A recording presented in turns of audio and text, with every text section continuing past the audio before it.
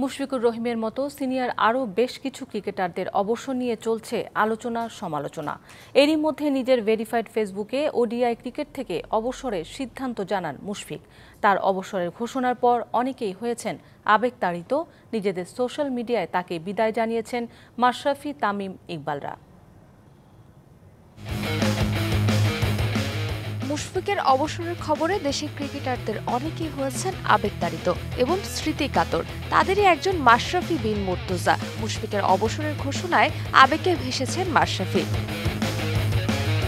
সামাজিক যোগাযোগ মাধ্যমে ফেসবুকে মুশফিকের প্রতি নিজের অনুভূতির কথা প্রকাশ করেন ম্যাশ। মুশফিকের পরিশ্রমের কথা উল্লেখ করেন সাবেক এই অধিনায়ক।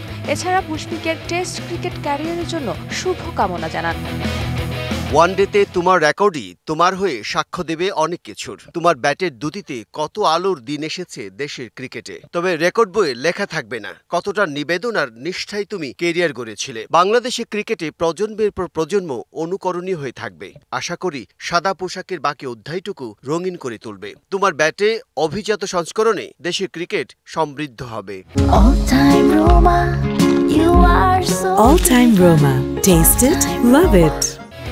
এদিকে মুশফিকের এমন সিদ্ধান্তে আবেগী হয়েছেন তামিম ইকবালও। ফেসবুকে একটি ভিডিও বার্তা দেন তামিম। জানান তার কঠিন পরিশ্রমের কথা, যা প্রজন্ম থেকে প্রজন্ম মনে করবে বাংলাদেশের ক্রিকেটে। এমন একজন ব্যক্তি আজকে রিটায়ার করলো যার সাথে আমার প্রায় অলমোস্ট 20 বছর 25 বছরের একটা জার্নি।